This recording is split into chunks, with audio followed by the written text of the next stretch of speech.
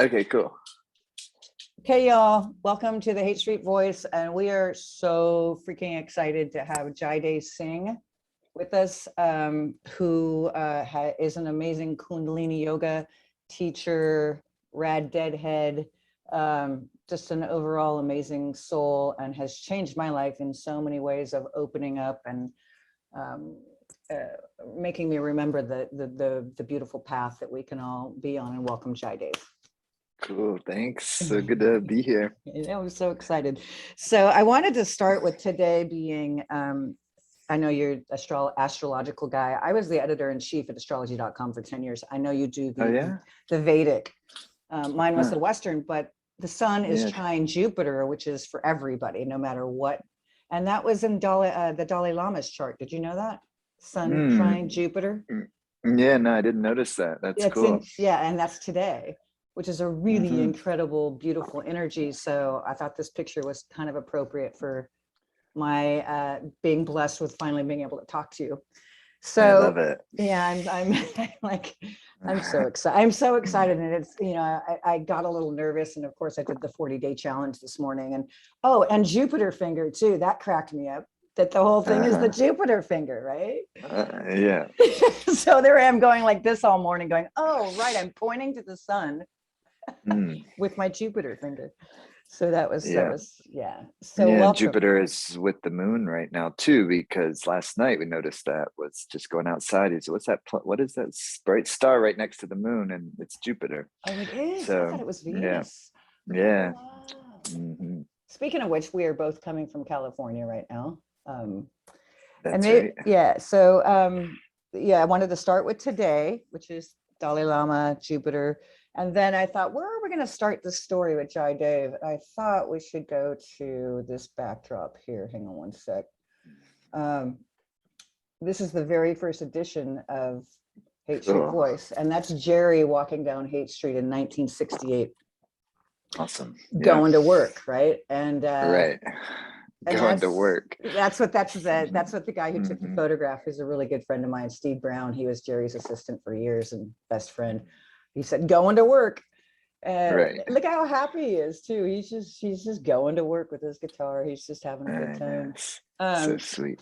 But that's where it all started for this magazine, for me, for how I met you.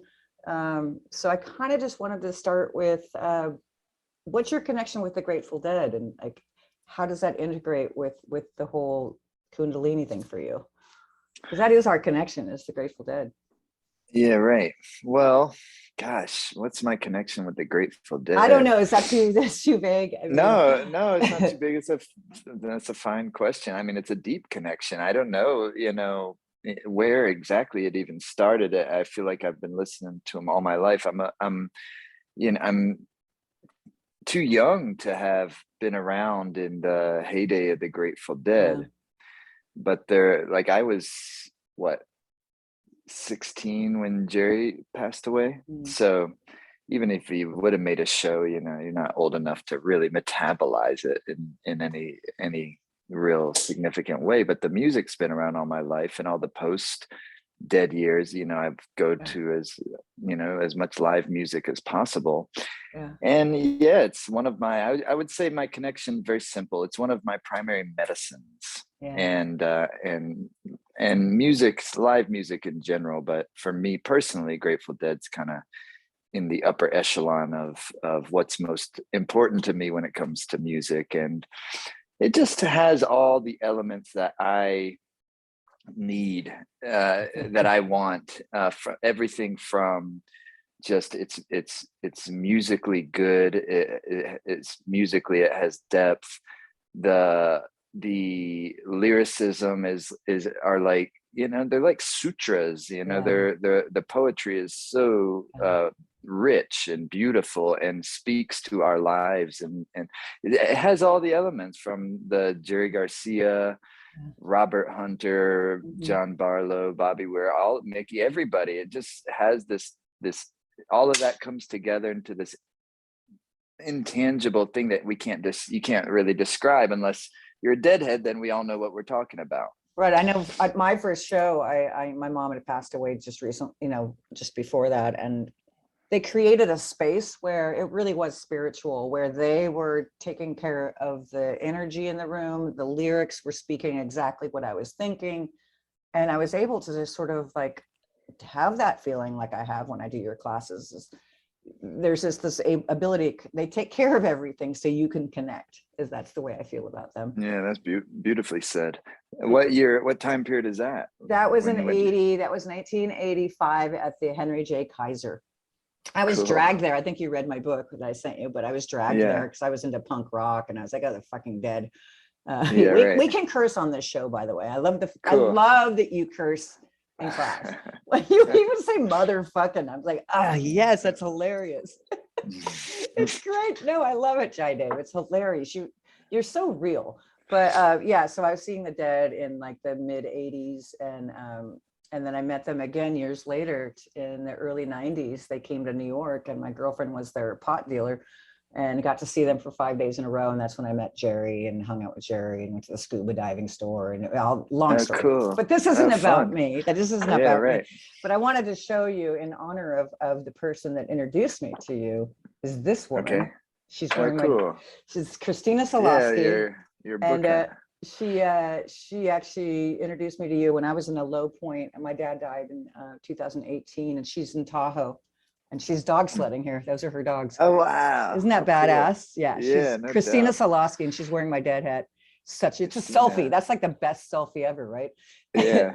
But anyway, she introduced me to you and your work and Simrit's music. And it was at this pivotal moment when it just was like, I was so ready for something, and it wasn't, I didn't know what it was. And she goes, oh, Jai Dave. I mean, she said it sort of under her breath, that's awesome. Life Force Academy. And I was like, oh, what is that? And then she's like, a couple months later, I was like, I feel lost, what's going on? And she, Jai Dave, like really simply. And then finally I did the dollar entry, that you do, which is a really wonderful way to get people to sort of just check it out without the pressure, because it was I mean, I do yoga, but it was quite frankly, I was kind of sick of the whole, God, how many downward dogs and the whole routine and the thing. And this was just like, you create this space again, kind of like the Dead for me personally, where, I love the fact that you're sort of talking, and I like the sound of your voice, but then the music's going, but then I'm also doing something with my body. It's this wonderful space that you create. And again, I'm so grateful. I'm still a little nervous. I'm probably talking too much. Well, it is, it's like, it's an experience, it takes you on a journey, and I go on the journey too. So I'm right there with you. I was reading that you never prepare for your classes. You said that there. You wrote that. No, well, I wrote it down. I think you were talking to Robert. It was in one of your podcasts with Robert Thurman. You said, Bob, with Bob, yeah. Well, that is true. Like, I don't prepare what I'm going to teach, but I was thinking about that more recently, and I realized I do prepare, but I don't prepare by determining what I'm going to do in the class. But I do prepare my mind, but that's different than preparing, say, like, okay, we're going to do this and this, and this is what I want to talk about and all that. Because I just learned over the years, for me, is that when I would do that, I didn't ever feel it was, I just felt it was always better when I didn't. But preparing my mind is something different, to where you're preparing yourself to be in a good attunement with the present moment, to be very present, to empty myself as best as I can, so that we can just allow the natural creativity to flow through. And so I do prepare in that sense, but I don't prepare in the sense of, okay, we're going to do this, this, and this. Right. Well, it's interesting you mentioned the world. The thing about space, I have this written down. I have notes, and I'll refine them, but they all tend to get in being in areas that I am. But the whole thing about space, and for me, as I get older and as I get hopefully wiser, is the more you create that sort of space, which this Kundalini yoga does for me, all this more magic can come in, and the ability to listen becomes better. And like doing my homework, I was listening to your podcasts, which are fantastic. I did Bob Thurman. I did Mick, hang on, I wrote it down. What's his name? The hip hop Cactus. And Oh, then Cactus. yeah. Cactus, yeah. He's so cool, dude. Super Secret cool. Agent 23 Skidoo. Never heard He it. I don't is have a cool. kid. So yeah, he was Well, so right. Well, he is cool. He's Grammy Award winning hip hop artist, but beyond that, he's a magical person, and he's famous for Kid Hop, but I knew him before that as just an extraordinary great MC. And once he had children, his life kind of took him into the Kid Hop realm, but he's just a great artist.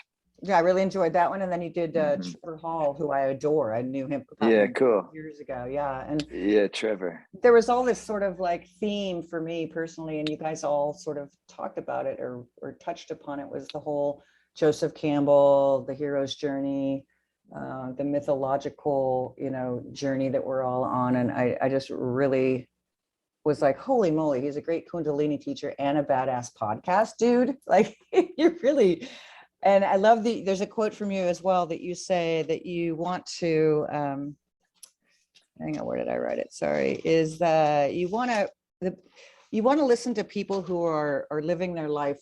They're totally focused on that one vision of what their purpose is here. And those are the people that you really want to sort of like hang out with, talk to, explore. And I totally related to that. That totally resonated for me, because my whole life I've been like, well, I want to just talk to people because I'm just figuring out who I am, and listening to other people who are really focused and driven is a really beautiful thing. Right. Yeah. Well, it's like I sometimes I'll use the semantics, like people who are concentrating their life force in a relatively singular direction. Yeah.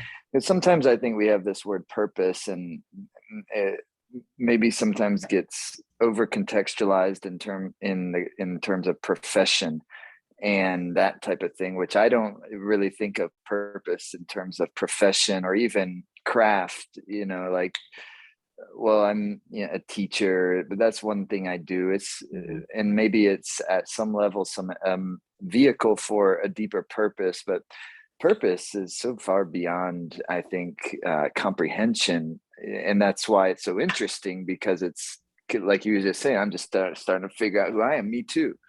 And it's something that blossoms over time, but by concentrating life force, meaning that all our horses are facing in the same direction. I have in my mind the imagery of in the Bhagavad Gita where Krishna or Arjuna is in the chariot with five horses. Yeah. 5 horses represent the 5 sense organs, and Krishna, who represents the essentially God, the love intelligence of the universe, is asking Arjuna, who's your charioteer? And so that's what I mean what I feel when I'm talking about concentrating life force and having all horses facing in the same direction. Is like, who is my charioteer? What is it? Is it kind of my ego ambitions?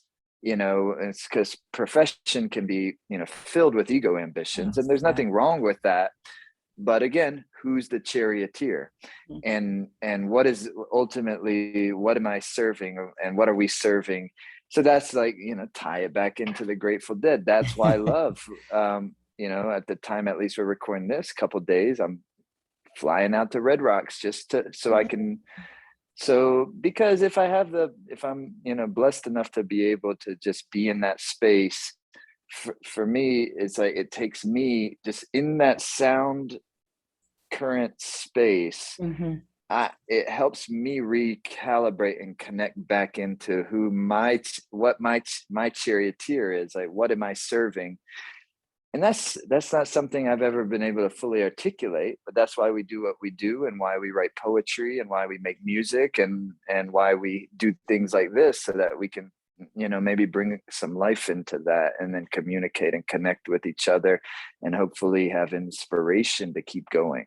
Wow, thank you for sharing that story about the horses, because I had a horse for years, and when I do the third eye, when I really get to my space, I actually and I don't know if I'm supposed to share this, but I actually see horses, like I'm on the horse and I can see the horse's ears are right here, like when you're looking down their mane. And then, and that's, I feel like that is the movement that I've got going. So that's a really beautiful image of that moving forward with the horses. I feel that. That's so cool. That's really cool. They all represent the five senses and five elements: earth, water, fire, air, and ether. But then that's earth is the out of earth element comes the sense of smell, fragrance. Out of fire comes light, which is vision. Out of water comes taste. Touch is air element, tactile perception. And then the most subtle of the element, which is called akash in Sanskrit, or space, what we often translate as ether, is sound. So it's the most subtle of the elements. That's why to yogis, sound is supreme, because it's the vehicle of the senses that can take you in most connected into the subtle realms of life, and where that's where the juice is. All of the elements can do it, of course, but the sound is the most subtle. The gong at the end of the classes really it's trippy. It is like being on a trip, quite frankly. Not that I'm a huge drug person, but of course I've taken mushrooms and psychedelics in my life, and it has that feeling of breaking through, the kaleidoscope of your psyche, kind of, and breaking away all the totally darkness, kind of like, all right, I don't need that anymore. Right. That's cool. Yeah, I love that part. Okay, what do I got next here? So how did you, I know you're from South Carolina. Yeah, I grew up in South Carolina. And then how does a young man end up in Nevada City, California, with a beautiful wife and an incredible gift to humanity with the work he does and they do?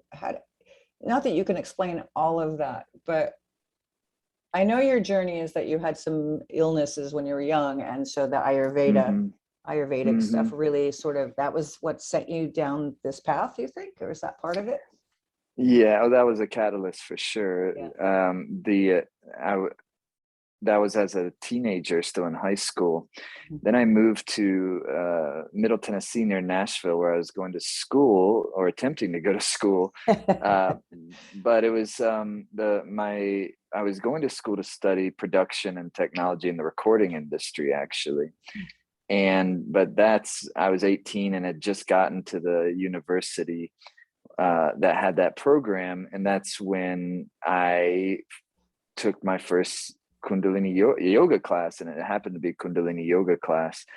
And that really had an impact on me. And so as hard as I tried to focus on school, I was just really got into yoga practice, and it really turned my life in a different direction. And it's all, and there's all sorts of stories inside of this, but the quicker version is then I said, well, this isn't quite working. So I moved to Charleston, South Carolina for a little bit, because at that university I was at, in order even to get into the classes where you're in the studio and you're actually learning like production, you had to go through 2 years of doing all of the math and, get all your credentials of a university. And I didn't have the bandwidth for it at that time. I had just gotten out of high school. I was like over all that kind of stuff. So I went to South Carolina again with Charleston, and that's where I met Simrit, and I was teaching yoga there. Wow. And I started teaching really quick, because my teacher that I had met, he didn't live near us. He just came. He lived 3 hours away. There wasn't any yoga studios in that area where we lived. And or if there was, there certainly wasn't any Kundalini yoga at that point in time. Now there is in all over the place. But at that point in time, there wasn't. And in Middle Tennessee. And so that teacher, my first teacher I had, he said after a few months, he was like, well, he couldn't come very often. He came once a month. He said, well, you should just start teaching. So I was like, all right. He's like, well, you just did. I don't know how to teach, but but he's like, you just do it, and you just tell them what to do, and that the rest will take care of itself. And read the thing if you don't remember it, whatever. So it was just on campus, and we would do it on campus. I don't even remember how I advertised it or how people found out, but people came. We'd just be outside on the grass, and so kind of right from the get-go, it just worked for me. And I never had any ambitions to be a teacher. It just like took off right from the get-go. That's why I kind of feel like sometimes I think we are picking up where we may have left off. Oh yeah. And and 100%.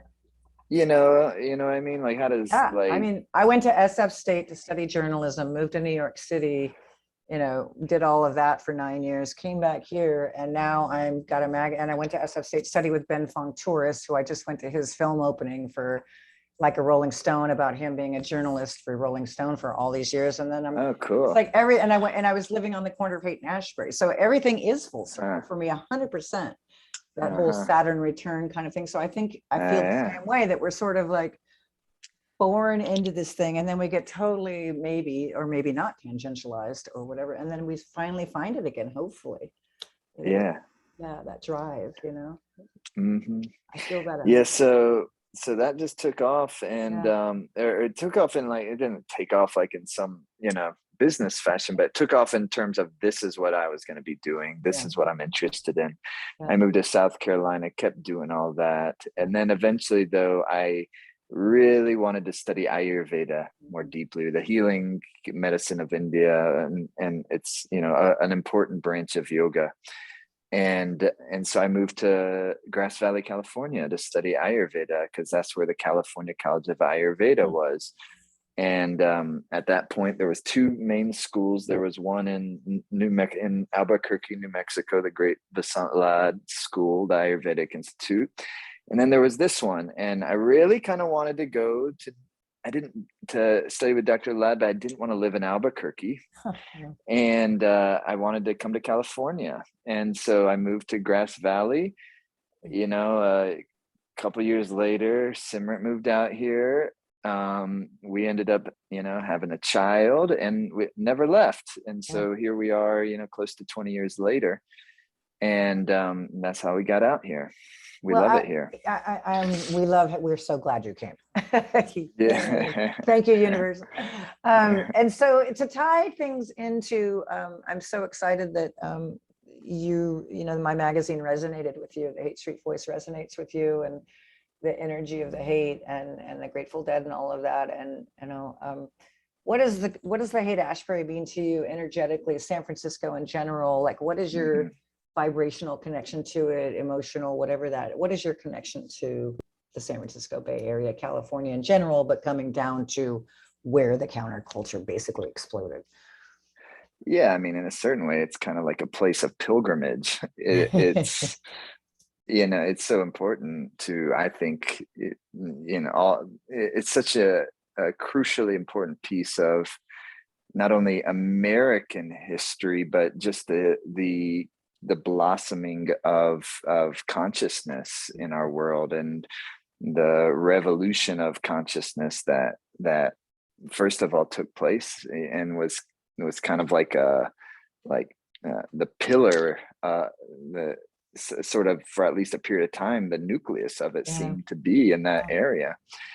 And so I remember not too long ago, I don't know, this maybe 10 years ago, my son's 16 years old now. So he was probably, I don't know, maybe he's 10, something like that. And we were down in Haight Ashbury because there's a Kundalini Yoga center there down on the corner of Ashbury and Waller Street. Oh, wow. Really? Yeah. Oh, you got to go visit. Ashbury. Okay, I'll check it out. It's right across the street from the Grateful Dead house, but like not facing that, but Ashbury. Yeah, I live a block away. I live 2 blocks away. It's you got to go over. Okay, yeah. It should. Wow. Yeah, I don't know how they've been, during the pandemic, but it's a cool place, and it's been there a long time, and so anyways, we were there for something. I don't know what we were doing. I don't know if I was teaching or we were there for maybe like a Sunday morning kind of Gurdwara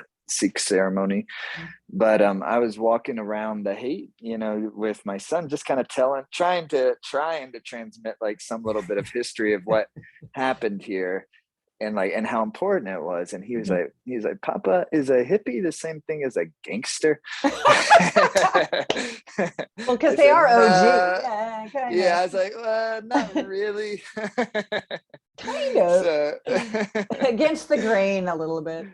Yeah. but it's hard to transmit. I mean, hippie to me is a very positive word. Oh yeah. And represents all the things that I think are good and beautiful. And so yeah, to me that it's sacred land is what I would say. The sacred land, the Haight-Ashbury, the whole Cent Bay area. But here we are at the Haight Street Voice. Yeah. Well, it's funny. Yeah. I had to get the hell out of here because I grew up here. So I needed to everything was whatever and hippy dippy, and it drove me crazy when I was young. So yeah, I went to New York, which I lived back in the mid 80s, was still amazing. I mean, it had Jean-Michel Basquiat and Keith Haring were still tagging, and it was still like a really kind of raw. There was still that raw energy. I'm so grateful. That's cool. But I came back. Yeah. back to where I started, like we were talking about earlier. And yeah, so okay, so then let's see, The Hero's Journey, Grateful Dead. Oh, so I've been working with Dr. David Eads Smith, who was the founder of the Haight-Ashbury Free Clinic back in the 60s. Saved a lot of people. It's right over on Clayton Street, and he's a wonderful man. He's in his mid 80s now, and he's looking to continue to work with helping people in need, and he's very starting to get really connected with the whole psychedelic treatment, psychoactive treatment for PTSD and depression. And the fact that I have this lined up to show you. Sorry, I like my backdrops, but I mean, even on the cover of Newsweek, that was the beginning of October this year, a couple weeks. That's great.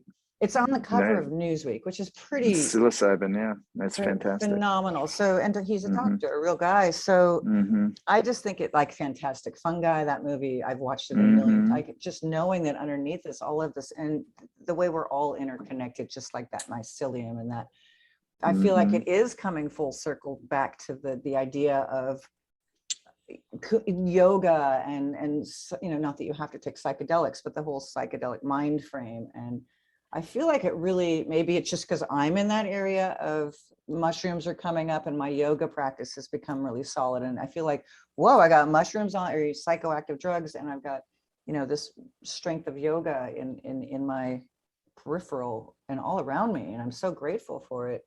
And then even Nicole Kidman's in that 9 Perfect Strangers where she's, right. Have you seen it yet? I mean, I started watching it. It's all right. A lot of people. But the idea that like it's so mainstream, it's wild. And then of course this Newsweek thing, and then it makes me think that everything is connected. Obviously, I mean not obviously, but I mean as I get older, everything is there is an interconnected thingness to everything.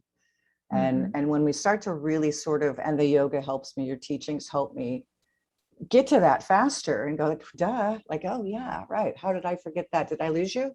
Oh, there you are. No, I just had to adjust something. I'm here. Okay. So I just wanted to say that, wait, I thought I'd lost you.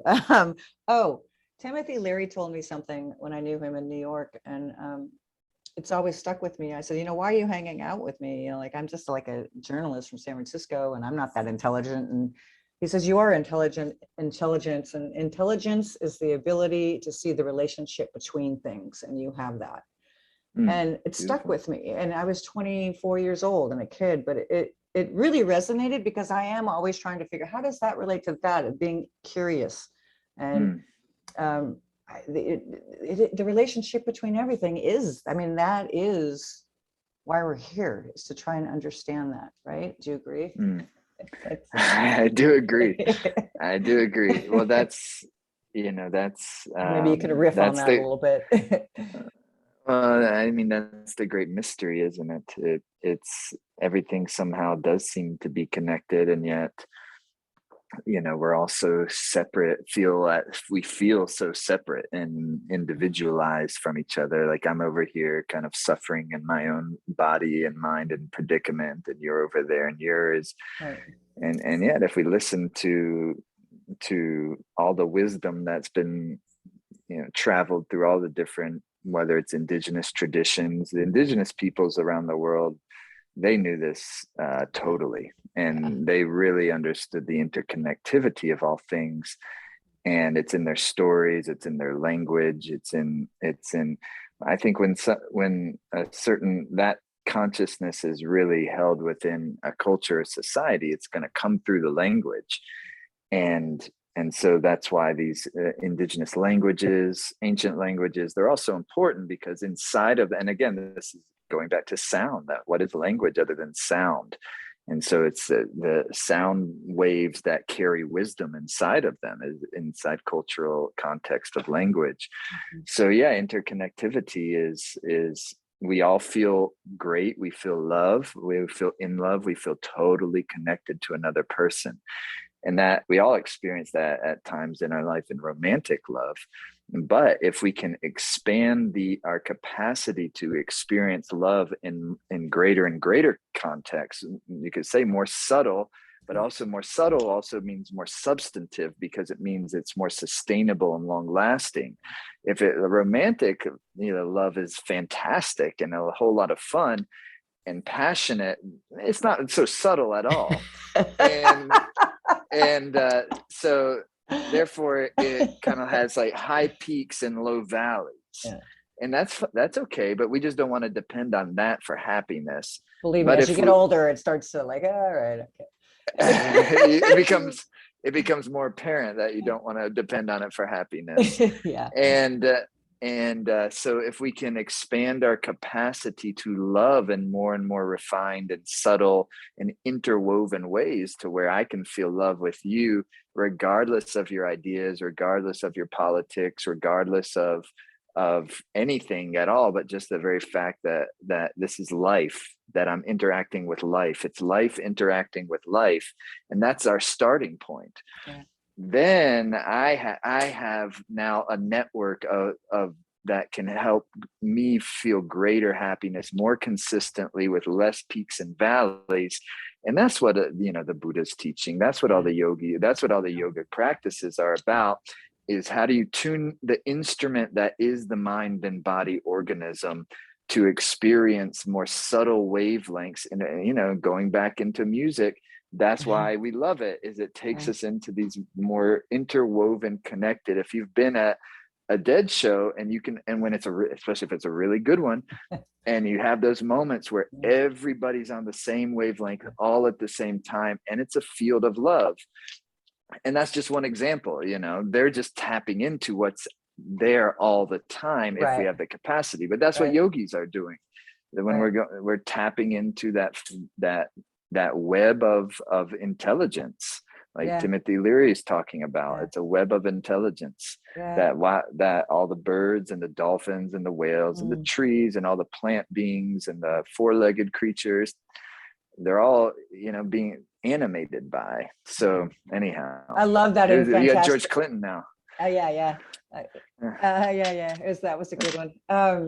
The interconnected, that you mentioned all these interconnected things, but fantastic fungi, when they have that sped up footage of the mycelium eating up the dead mouse. Like, first you're like, oh God, that's so creepy. And then you're like, oh my God, that's so beautiful. Like having death, and you and Bob Thurman spoke about death. And it's funny, I was connecting things as I want to do.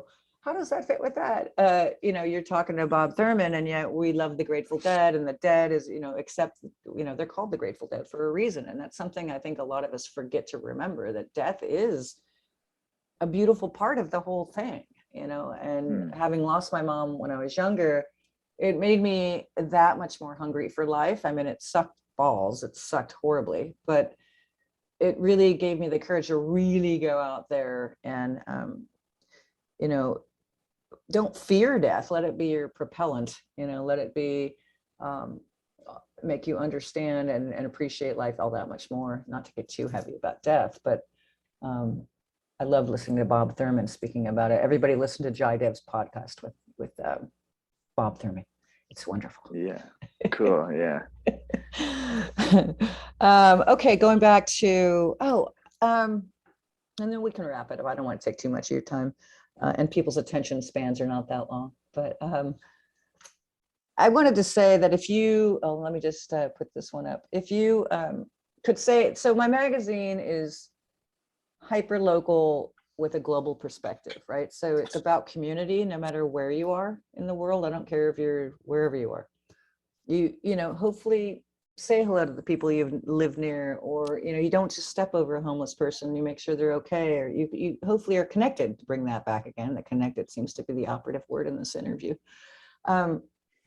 If you could say something to the Haight-Ashbury community, let alone the global community, what would you like to say if this is a big loudspeaker and you could say whatever you wanted to say to everybody? Oh, I don't know. Just keep going, you know, one baby steps, one foot in front of the other. And, you know, Haight-Ashbury community, I mean, you're kind of living on sacred ground there. And so there's such a richness.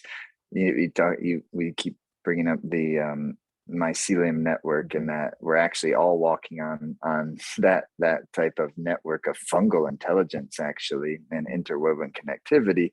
But that's just one physical expression of something that's always there. Yeah. And so, you know, Haight-Ashbury is on hallowed ground, and there's and what it represents is not yes, it's counterculture. You know, I took when that year or so I was in going to school in Middle Tennessee, I took this fantastic class called counterculture, or it was counterculture literature. So, you know, we read you know, electric Kool-Aid acid test. We read One Flew Over the Cuckoo's Nest. We read Turtle Island, Gary Snyder, who lives up the road from me, actually. Wow, cool. And here in Nevada City area. Awesome.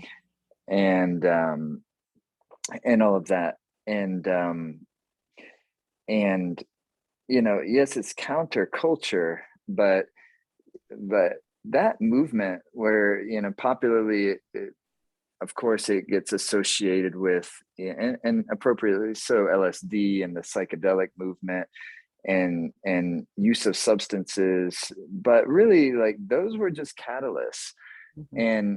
And those were just what kind of opened up the doors of perception that allowed us to experience the more substantive layers of life, and then so that then they can be nurtured and birthed into new ways. And so, you know, I'm so proud of that culture, and that, you know, and then also, to me, it's you know, my elders, like, you know, Bobby Weir sitting behind you there, who to me is a beautiful representative of really a very genuine wisdom heart elder, who, you know, lived through all that as a young person himself, but it's not just like didn't get stuck in an era.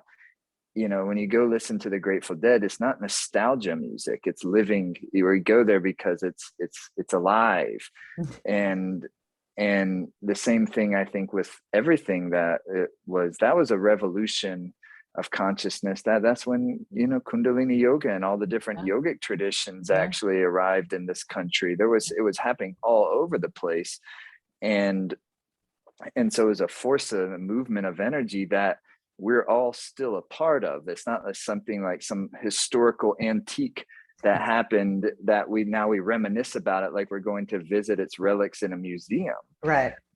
But rather, this is something that we still need to be caretakers of and nurture it where it is now so it can continue to blossom. And that's has to do with art.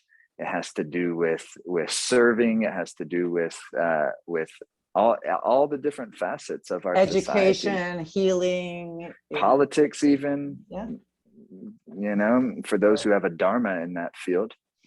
You know, we need to pray for those folks.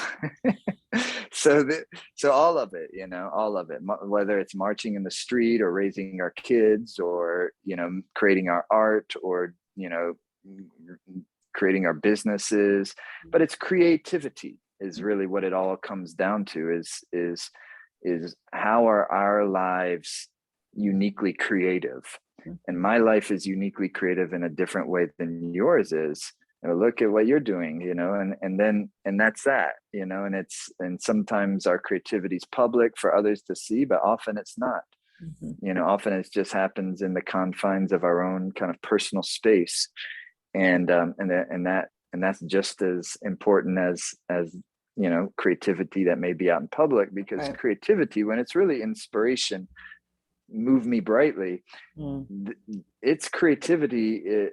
Creativity is adding to life as it happens. It's in yoga and Ayurveda, the Mother Earth energy is called Prakriti, she who wishes to become many.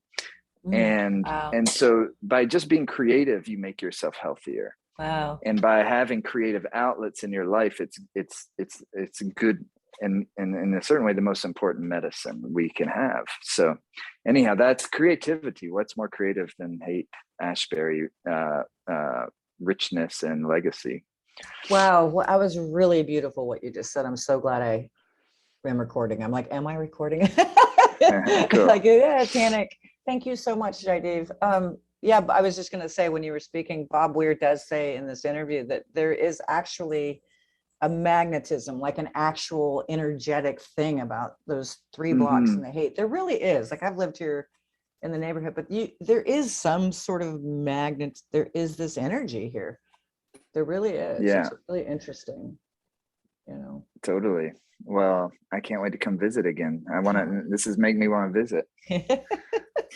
Well, thanks so much. And yeah, people, go check out John. I'll send all the links and everything in when I post this. But man, thank you. You really, I can't even tell you how much you said something in last night's class about your nerves. I think it was your actual, you know, the nerves in your body are dancing, and they're happy, and I was like, oh my God, it's totally, there was a party going on in my body. You know, it was like, it was so cool. It was like, that's exactly what it feels like. Even though I'm in Shavasana, my body is so happy right now. And thank you for guiding me there. You know, I really, you're so welcome. Yeah. So peace to you, and get your ass down here, and hopefully I'll see you at one of these music events down the road. I'm certain of it. All right. Well, thanks so much, Linda. This was fun. Satnam, thank you so much. I know you're a busy guy. Okay. Peace. Pleasure. Peace. Ciao. Bye. Bye.